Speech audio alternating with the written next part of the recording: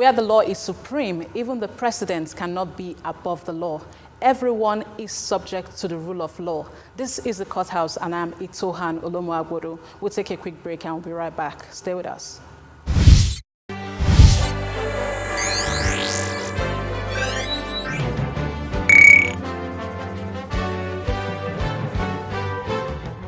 If we have to give you anything, then we have to give you everything. Love Plus Channel 465 is simply the best.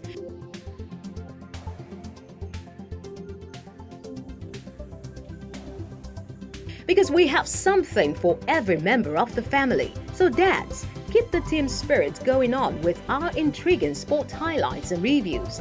And moms, cooking is never boring when you have our intriguing drama series. And for all your lovely kids, just sit and enjoy.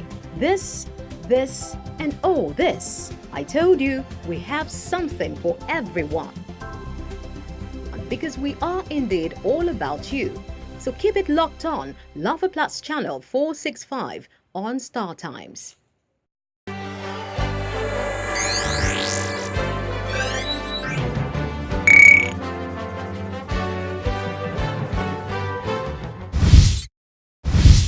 You're welcome back. This week on the courthouse, we are taking a look at immunity of the executive arm of government. Why should the executive arm of government be immune from prosecution, whether civil or criminal? And this week, I'm joined by a senior legal practitioner based in Nigeria. He is Olomu-Agbodo. He is an activist, a constitutional lawyer, and he is the convener of the Voters Awareness Initiative. So you're welcome to the courthouse. Thank you. So can you give us a little insight into why there should be executive immunity in the first place? There are always three arms of government, and we have the judiciary that is in charge of looking at activities relating to infractions of the law or disputes between parties and individuals, parties and government and agencies, and so on and so forth. Then we have the legislature, whose main concern is to relate with dealing with the law, ensuring that the society moves in a better direction, making law for the good governance of the state, and the executive that now executes those laws, brings out policies that will make the environment go smoothly. And of all the three arms of government, the executive is the driver of the policy and driver of government. And it is the one that has various policies, that enacts various policies for the betterment of society.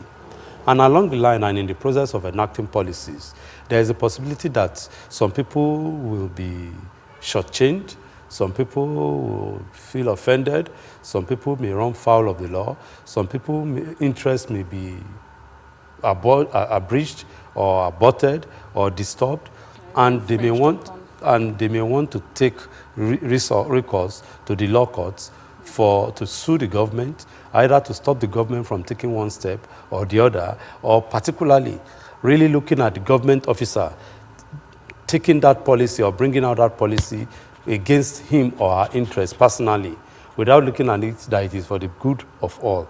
Maybe it may be personal, but hiding under the cloak of a public policy. But for the mere fact that he sees it that way, there is a possibility that that individual will now look at it that, well, I will not take this nonsense. I have to go to court to stop government or to arrest that situation or to embarrass the government. And generally, we see that particularly by political opponents using proxies to embarrass government of the day. And in order to forestall such, the immunity clause is put in the Constitution, or is included in the Constitution, to ensure that the executive has a focus that, yes, it is government, and it flows from the principle of government does not commit any wrong. So with that one, that whoever is in government, either as a president or the governor, generally, or the local government chairman, who are executives in this regard, now have the power to now carry out the functions of government without anybody disturbing them. And that is captured in Section 308 of the 1999 Constitution. And it takes care of issues of immunity. And of course, the immunity covers the executive that is dominated by the president, the vice president, the governor, the deputy governor, just of the states. Those are the classes of people. And of course, the legislature, the only immunity they have is while they are in the hallowed chamber in the National Assembly or in their various state houses of assembly, while the judge, as it were, holding forth in the judiciary, is immune from all activities that he does concerning his activity as a judicial officer in the course of carrying out judicial functions, not outside it. Okay, so now you're saying that it's not just the executive that has immunity. So why is it that whenever we hear about prosecution, we tend to hear about only the executive being shielded? Why is that? Is that because, just as I said earlier on, it is for them not to be distracted and harassed in the course of their carrying out their activities as government officials. Because at the end of the day, those people are who we call government in the real sense. The president, the ministers, the director generals, particularly of ministries, departments, and agencies. Those are the people that we see as government. And they carry out onerous functions for the betterment, and their policies and actions really encompasses and envelops every human endeavor. And to that extent, whatever they do, they must have that. They must have it. They have that confidence that they are not being stressed, or that some people want to intimidate them or harass them into not following or into not carrying out that policy as should be. Rather, so that some people will not be intimidating them, harassing them, to taking steps that sometimes may be detriment to the public good. Oh, interesting. But for the judiciary, those ones are really captured by the system. They have their own code. Once they sit as judicial officers, nobody can harass. Of course, they themselves are law themselves. You can't come into a courtroom and begin to harass a judge. Obviously, you are doing that at the detriment. But in recent history, we saw a lot of judges being harassed, not in the courts now. That's where I'm going now. Yes, that's where I'm going. Let us understand that, what really when a judge is sitting in the court, it will be foolhardy for anybody to try harassing him, intimidating him, or putting him in any form of danger whatsoever, because definitely that is contempt in the face of the court. And once anybody tries it, he knows that definitely he will be arraigned quickly before that judge for contempt before the court. Then if the judge is outside, now it now depends on the type of issue that happens. If it's in a social gathering, and maybe somebody now wants to take advantage of that to now intimidate him, then one will look at it. Is he being intimidated because of his role as a judicial officer, that maybe he gave a judgment that was not palatable or favorable to that person or the interest that the other people are protecting, or now he took it away from that office of the judge and now goes to the social function or an event or outside, now start to intimidating people, or trying to use his office as a judge now to harass people, or not just take advantage of his office as a judge, not in the course of carrying out judicial activity, but in the course of carrying out social function. If such a thing happens, definitely the judge has overstepped his bound, and he should be subject, and he should be ready to face any consequence that arises from it. The only thing is that, well, he may not be arrested. Let's assume a fracas occurs. The judge may not be arrested, but then there are some steps that has to be taken, including reporting him to higher authority, that's the National Judicial Service Commission, if it borders seriously on judicial misdemeanor. But then, let's assume that it's just, which again can never happen, for maybe a judge to be involved in a street brawl, or to be involved in using some abusive language or gutter language that will really demean the status and the reputation of somebody. Well, again, it's not as if the person will go to street with them exchanging fisticuffs. What will the person's remedy is to write a letter to the judge for libel or slander, depending on what the situation is. And of course, for the legislature too, it flows through with that of the judicial officer, because he too is immune from whatever activities and action he did or has done in the hallowed chamber. He can only now be subject to being prosecuted or arrested if he now commits an action or activity outside the general purview of his conduct as a legislature. Maybe he goes to a party, get himself drunk, and start beating people, or causes some unpleasant scene in that area, or goes and now really start embarrassing somebody's, either the husband or the wife, depending on the situation, or even just messing himself or putting himself in an uncharitable situation or position.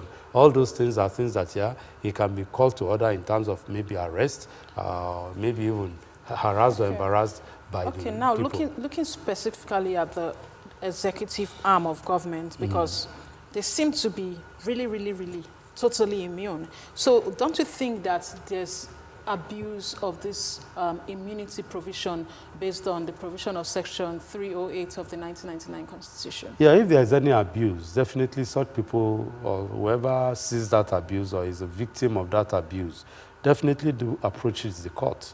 And that's why you hear suits of the governor, so against the governor of so state. But how successful are such? They are successful. They are successful if indeed that infraction is a personal thing.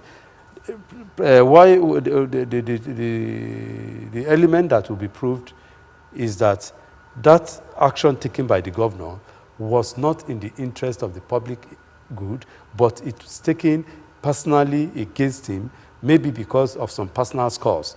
Maybe when before he became governor, they lived in the same area, and they had some little issues, and that he will now take advantage of that issue to now overreach his interest. All those things are things that he has to prove. But again, all these things are subject to being proven. If you don't prove them, definitely it won't be successful. Very interesting. But we want to listen to our reports on immunity and a look at some of our legal nuggets. We'll be right back with more on this discussion. Stay with us. In many cases, the United States Supreme Court has reaffirmed the principle that no person, not even the president, is above the law. That all government officials, from the highest to the lowest, are creatures of the law and are bound to obey it. Similar to the United States, the Nigerian Constitution and laws should be above all. It is time for all Nigerians to uphold and defend this fundamental principle of equal justice for all, which is one of the most important principles in a democracy. Corruption and abuse of power by past and present members of the executive and other arms of government has prevented development and progress in Nigeria. The immunity clause in the 1999 Constitution has been an issue of controversy in recent times. The immunity clause, as contained in Section 308, subsection 1, paragraph A to C, and subsection 2 and 3 of the 1999 Constitution, offers the President, Vice President, Governor, and Deputy Governor immunity from both criminal and civil prosecution while in office. The section is believed to have provided protection for public officials and mainly responsible for massive looting and other abuse of office in Nigeria. The earliest concept of sovereign immunity provided absolute immunity for the monarch, that is, the king can do no wrong. The doctrine of sovereign immunity applies to limitation of government rather than personal liabilities. This does not mean that the president or other high public officials should not have any immunity in the faithful discharge of their public duties. Executive, legislative, or judicial immunity has a place to the extent that it helps to foster effective governance by shielding high-profile officials from frivolous civil lawsuits arising from the discharge of their public duties.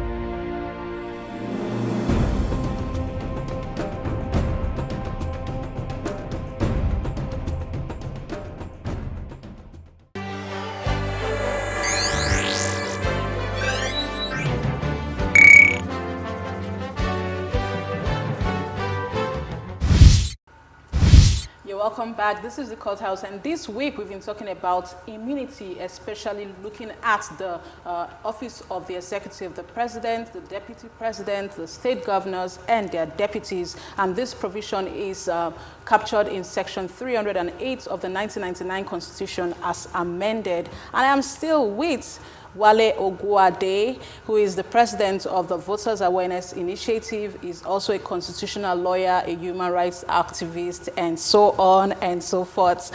So you were talking about the issue of abuse of the power of immunity, this immunity clause. And I want to ask you specifically, should this clause, this Section 308, should it be retained in the 1999 Constitution of Nigeria, or should it be expunged totally? There's a whole lot of discussion along this line. But I want people to know that the issue of immunity is not absolute. Okay. Absolute in the sense that it's not for life. At worst, the person will be under immunity for at best 8 years. For 8 years is quite a long time. We'll have to wait. But I just told you, there are some issues that you can prove, that you can sue upon. Yes. And generally, those are civil matters. Yes. You may not, if they are criminal matters, that's where immunity really comes in. That it can be prosecuted, but it can be investigated. Can be investigated. Well, if the matter is one that is going to fall under the statute of limitations, where probably within the 8 years, time has already elapsed, you cannot prosecute again. What should this victim do? Fortunately, good for that question. There's no end to time. Does not run against criminality. Very. So, if it's even 100 years, you can still prosecute.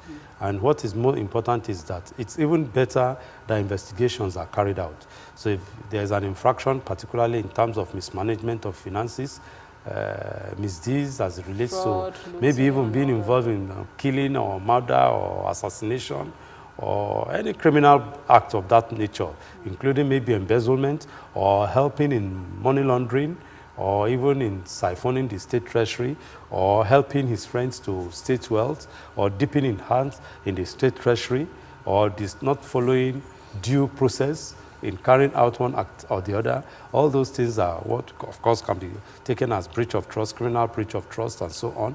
And they are all subject to being investigated.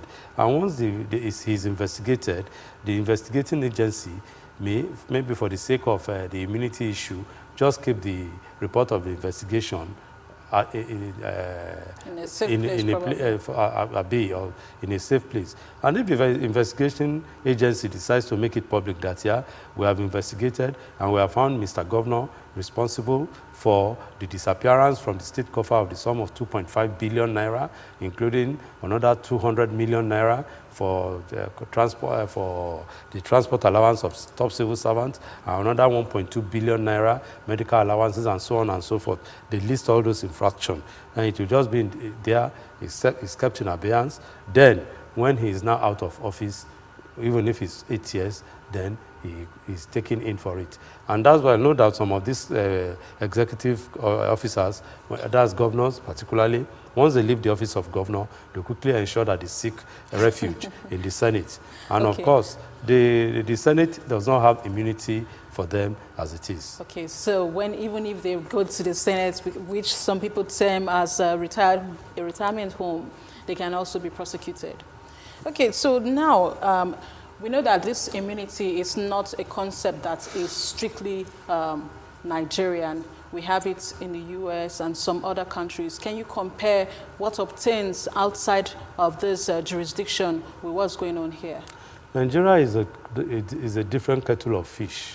You know that rules are observed in breaches in Nigeria than in its observance. And what am I trying to say is that things that normally occur and things happen and flow naturally in other jurisdictions, in Nigeria you see that it's been rationalized, it's been sentimentalized, it's been religionalized. You make it religion, you make it a tribal issue, you make it petty.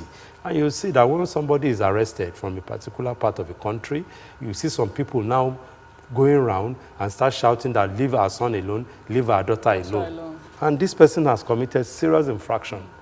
No matter how simple the law is, once an infraction has been committed, the person ought to take the natural step. Sense of morality sense of public property, sense of integrity normally should come in.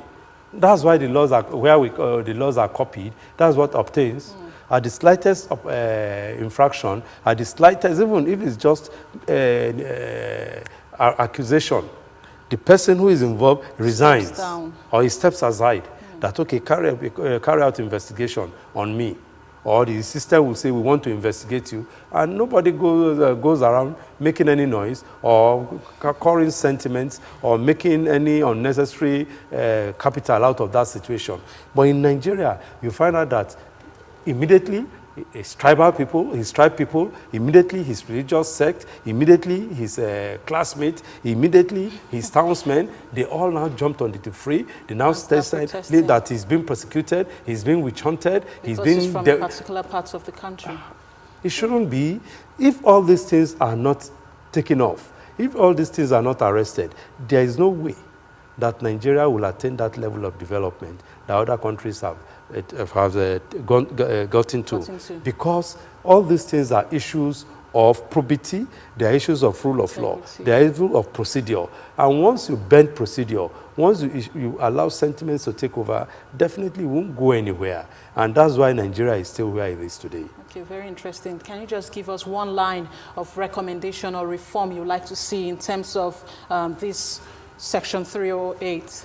As far as I'm concerned, Section 308 is good, because at least it will keep and it will safeguard and protect the executive officers from being disturbed unnecessarily. Okay. There is still a line. Once they have messed up, if it is still something that has to do with their performance, definitely that one, they can sue them for one malfeasance or the other, in which they can be corrected. Don't forget that many times people will take the government. I have been involved in suing the governor, and I'm still suing one or two government officials, including governors too. And it is either we say that the step they have taken, that they should reverse it, that they took that step illegally, because don't forget that there are some procedures in this. There are some procedures that they have to follow. Some steps follow the appropriate steps. Maybe in the appointment of a chieftain in chieftaincy matters, or even civil service, or even in terms of awarding contracts, or even road construction, paying of compensation. So many things that the governor, indeed, despite have this immunity clause, we still take them to court. So many things that you can sue on. We sue on. But the issue of immunity generally is in the interest of, where it should stay is because of the prosecution. It will be embarrassing to put a governor in the dock, like we saw in the recent situation where a top government officer was put in the dock. All those things are things that really will embarrass the system. But then, if such issue comes up really, and there is no way out, the person can resign or step aside for investigation. But as it is now, the law for the executive is that there is immunity for them against criminal prosecution. But they are not immune for being civil engagement in the court. Thank you so much. You're welcome. I know this is your first time on the courthouse, but we have another segment. That is our Bar Book segment. We share Latin maxims, legal jargons, and I want to ask you for your favorite Latin maxim. There are so many. I mean, now I'm just the favorite. Okay, for this week. Okay. Just choose one for the week. Okay, if we choose, it will be remedium. Okay. That is, whenever there is an injury, there must be a remedy. Okay, whenever there's an injury, there must be a remedy. I will stick with suomotu, and that is when the judge of the court is acting on its own. You get to find out more Latin maxims on our Bar Book segment. Stay with us.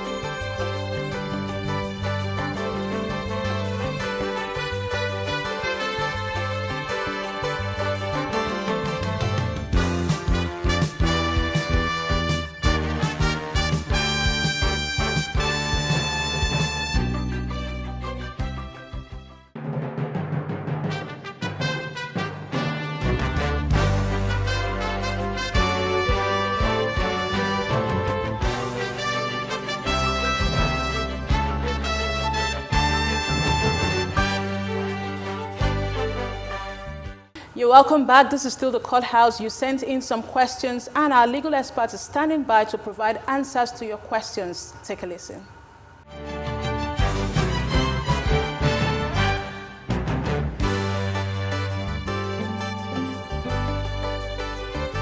I would like to say that that is outside the purview of intellectual property per se, and then it may have to do more with consumer protection law, and but you also have to check. You may have some remedy. You may not have, depending. I remember there's this popular case that even non-lawyers know, Cali vs. Carbolic Smoke Ball Company, where the case was, if you take this drug and then you have this, we'll pay you this, and then it happened. But sometimes the court could say that it's a mere puff promise, which they cannot be held on to. So again, I'll say that it depends on the peculiarity of each case.